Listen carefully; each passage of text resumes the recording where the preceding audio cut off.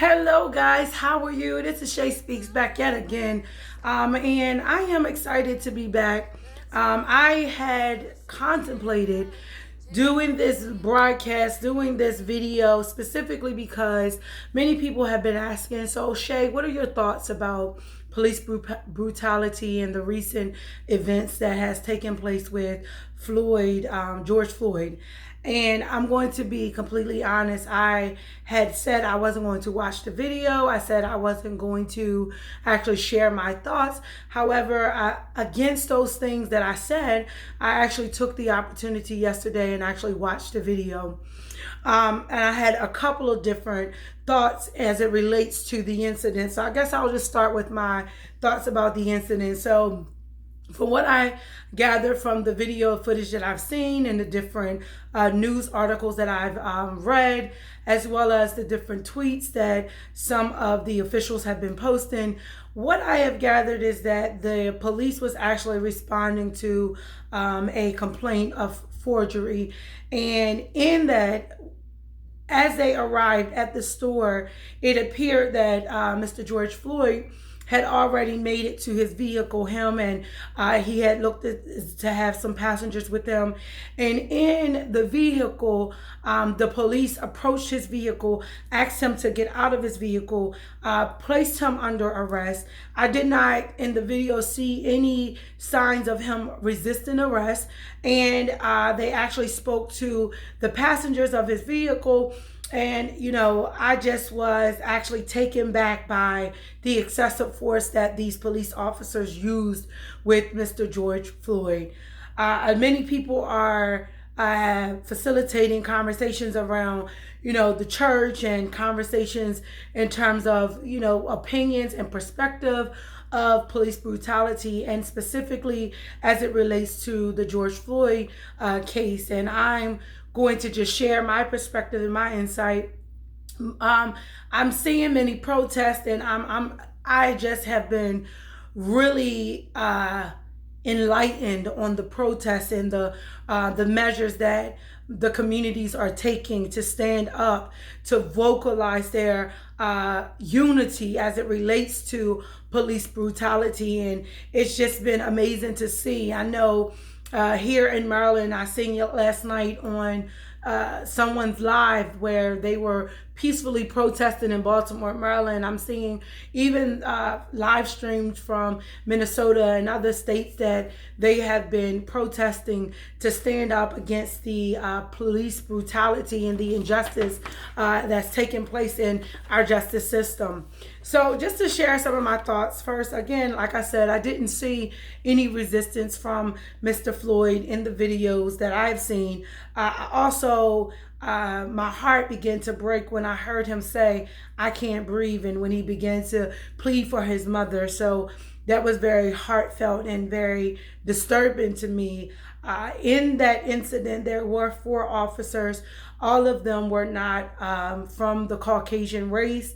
So it just, again, it was very heartbreaking and disturbing to see 4 officers partake in the events that led to George Floyd's death.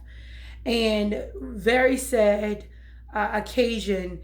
And while all of the protests are happening throughout the United States, throughout the world right now, I'm just sharing my perspective. I feel like now in the world, in America, this is a hard time for all individuals in America, especially in society where, you're trying to live a free life, where you're trying to, stand up against some of the injustice, not just in the justice system. There's a lot of injustices that we need to, speak to, and some of the prejudice that take place. And I got to be honest, for me, I just feel like, there needs to be a love for all people.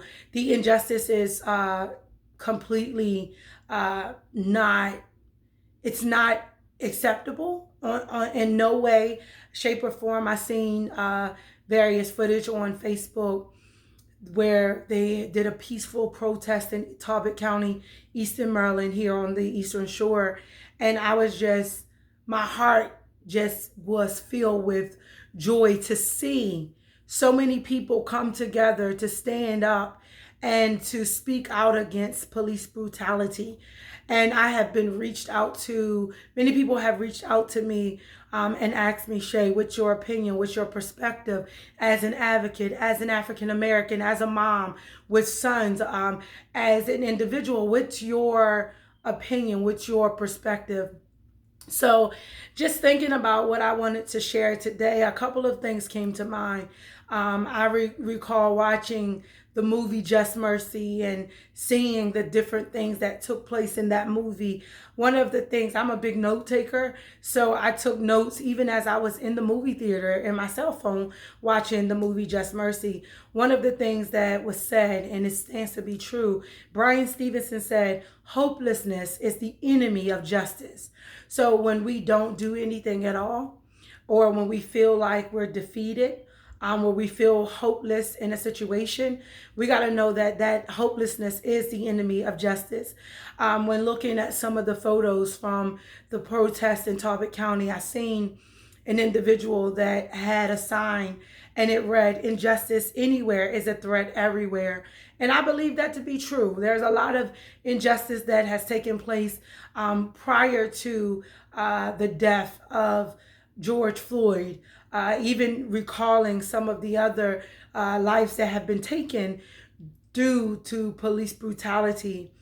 One of the questions that I begin to ponder in my mind is, what happens when the protest is over? Do we continue to come together? What will it look like after, the world has taken a stand and they protest in the various counties, the various cities, the various states? What will happen once the protest ends? I mean, we've seen protests after the death of Trayvon Martin. Sandra Bland. We've seen protests take place before. But my question is, what happens when the protesting stops? What happens? I know for me, one of the reasons that I ran for local county council in the jurisdiction that I live in, it was not just because it was a act of obedience to God, but also because I have a heart for a community. And literally just that, like, can we come together in unity to commune with one another, to share our feelings of who we are as individuals and as a whole, various cultures, like share those thoughts, share those emotions, share those experiences, but also how do we come together to create a change that's going to impact not only our local communities, but that also say, I support them. And I said this on a live on Facebook a couple of weeks ago before this tragic incident. I said, I actually am starting a movement. I support them. Not, based on sex, not based on race, but I support them. Anyone that's trying to create change that's going to impact how the trajectory of what community looks like, I support them. At the end of the day, there's a lot of injustice that has happened throughout the various cultures, throughout the various systems. And the only way that we'll see true change is if we have people that stand up and say, I'm not just going to, this protesting just doesn't stop here, but I am going to seek out running for office. I'm going to seek out how to get into the police academy to become an officer, because I've seen so much injustice take place. Like, I want to be more than just a voice. I want to be the change in my community that I want to see that goes beyond my opinion. So there's so much that, we see in today's society. And in that, it's like, what are we going to do? How do we keep having conversation? How do we keep protesting even when we're not standing out on Route 50? How do we keep protesting when we're not on various highways? How do we keep standing up against injustice after, this incident How do we keep this momentum up? How do we keep going? That's what I want to know. How do we keep it going? We can have the conversation, but can we really commit to getting people in position that really want to see the injustice in various judicial systems? One thing I will say about the mayor of Minnesota, when I looked at his Twitter, when I looked at various videos, he agreed what those officers did. They needed to be prosecuted. So I can respect that mayor. I can respect those individuals that standing up and saying that's wrong. I'm sorry, I don't care. It's nothing bad that anyone can do to tell me or to justify someone taking the life of someone. Okay, even if he did try to pay for his items with, counterfeit money or whatever the situation was, it does not deserve, it does not mean that it calls for that man's life. I'm sorry, it doesn't. But when the protesting stops, when the protesting ends, what will we do? And that's what I'm asking. What will we do? I am actually, me personally, I want to continue to facilitate conversation. I really would like to see us to come together and pray.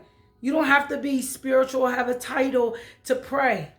I'm praying for peace over the world, peace over the nation, peace in our various judicial systems, peace.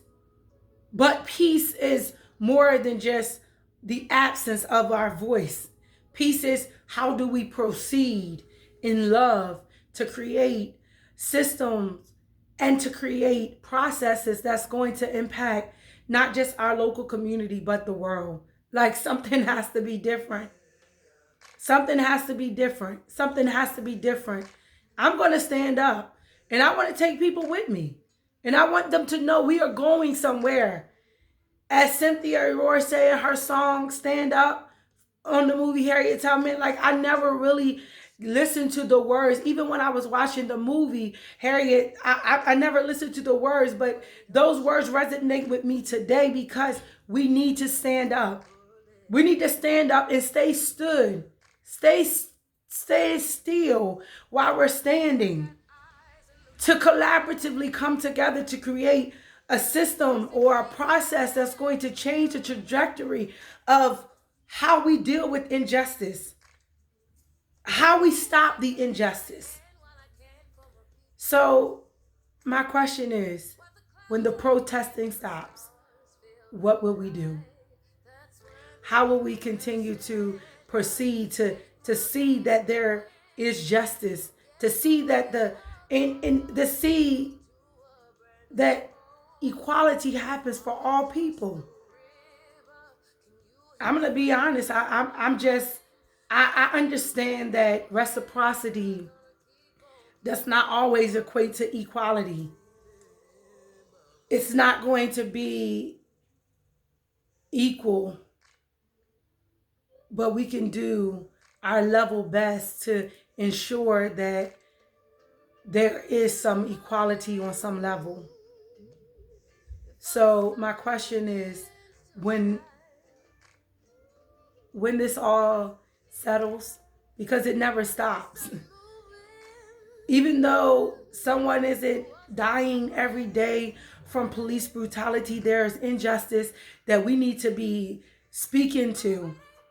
This is exactly why I have taken, and I'm like, I wasn't going to go back to school, or I wasn't going to continue with my education, but I said, I'm going to continue with my education, and I'm going to take my minor. I'm going to minor in political science, because I see a lot of times we have policy, we have procedure that, different people, our politicians, they put in place, but there's a disconnect in conversation with the people on the front line as to how the policy affects their work or how the policy affects what they do every day. So we got to have those conversations. We got to be open to hear the opinions and to hear the experiences of others as well. It just can't be, oh, this is my opinion, this is what I think, and this is how it should be. some people, we can't punish the majority or the minority for one or two. We really got to have some mature conversations to share those experiences so that we can create solutions that's going to change not just our community, but the world. And many people may not like my stance on things, and that's fine too. But ultimately, I'm heartbroken. And guess what's happening? We're raising our children in a society that's dealing with even what they lack understanding of today. If we don't create solutions, if we don't come together, putting our differences aside to pray, to bring solutions to our communities, to the various states, guess what's going to happen? It's going to continue to go on. And guess what will happen? Someone else will suffer and lose their life at the injustice because of systematic approaches to various issues. So what will we do? Will we stand up today and sit down tomorrow? How will we continue to stand even when we're not holding signs? And how will we continue to stand? What will unity really look like? So that's what I got to say. I'm just like, it goes, we got to know that when the protesting stops, how will we proceed? That's my question. When the protesting stops, how will we proceed? Listen, I appreciate for those that have taken the opportunity to watch this video, share this video, push this video. But what will we do? How will we proceed when the protesting stops? How will we put an end to some of the injustice that takes place every single day? George Floyd could have been my son. Trayvon Martin could have been my son. Sandra Bland could have been my mom. She could have been my daughter. So how will we put an end to injustice? How will we continue to stand when the protesting stops? So for those that are interested in coming up with those solutions, I welcome you to comment. I welcome you to tag your advocacy groups. While we're inspired, we're going to start an advocacy group. An advocacy not just for the injustice with the justice system, but the injustice in how determinations are made in the school system. This is one of the reasons why I have a passion for, or have an interest for who's running for school board. Because I want to know, how will we deal with some of the injustice that takes place in our system? This is a perfect time for us to have conversation about the importance of voting. 18 years old, you can actually register to vote. We need your vote. No longer is there an excuse for any individual that has had previous run-ins with the justice system, because guess what? As long as you're not currently incarcerated, you can vote. You can register to vote. Reach out to me. Reach out to me. I will help you get registered to vote. I have a card to help people get registered to vote. We want you to vote, because that's how we're going to change the way that some of the injustice takes place in our system. Our votes matter. Our vote is our voice beyond the protest. Our votes, us actually taking a stand to run for a political office. I'm not a politician, but I do have a heart. I love people for real. That's why I ran. So my question is, I'm standing up with those that's fighting, that's with those, and I'm talking about not just fighting with their words, but that's fighting in their actions to create change, to change the trajectory of what community really looks like. So I urge you to do the same. I just want to leave that question with you. What will we do when the protesting stops? What will we do? How will we continue to stand even when we're sitting down? What actions will we take? How will we put an end to the injustice? When I seen that sign, that thing resonated with me. Injustice anywhere is a threat everywhere. So it's just not about Cambridge, Maryland. It's just not about Maryland. It's not just about Texas. It's about the injustice anywhere is a threat everywhere. And remember, as Brian Stevenson says, Hopelessness is the enemy of justice. So when we sit back and we don't do anything, when we sit back and we say, this doesn't, I say all the time, no one's problem is everyone's problem. If we say, oh, it ain't my problem, it becomes everyone's problem. But until we put ourselves in the shoes of those that are feeling the effects from the injustice, guess what? Until we put ourselves in those shoes, hopelessness is the enemy of justice. So we have to stand up, and we got to be thinking about what will we do when the protesting stops. Listen, guys, I'm Shay. I'm ShaySpeaks, just here to inspire the influencer in you. I'm all about wow, inspire. Wisdom optimizes winning.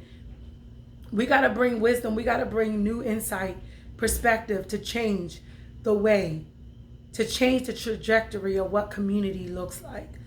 So I say to you, and I leave with you this scripture. Jeremiah 31:3 says, the Lord appeared to us in the past saying, I have loved you with an everlasting love. I have drawn you with unfailing kindness. We hear all the time, with love and kindness have I drawn thee. With love and kindness have I drawn thee. So can we come together in love and in unity? That when the protesting stops, that we can create solutions, that we can set advocacy where we would stand up for one another without seeing or without feeling like, oh, I can't say nothing because I'm African American and I live in a society where police brutality, a lot of, African Americans are losing their lives to police brutality. There's other races that's also losing their life to police brutality. But at the same time, can we come together in love and in unity to create solutions that's going to change the way that officers will think when they go and they do things, some intentionally and some unintentionally, when they do things that results in the life of anybody. That man was saying, I can't breathe. That thing touched me. I let my children watch that. Because guess what? This is a reality. This is what we're dealing with. This is real life. But when the protesting stops, what will we do? So comment, like, share, reach out. Let's talk. How can we create solutions that will that will proceed even after the protesting stops? I love each and every one of you.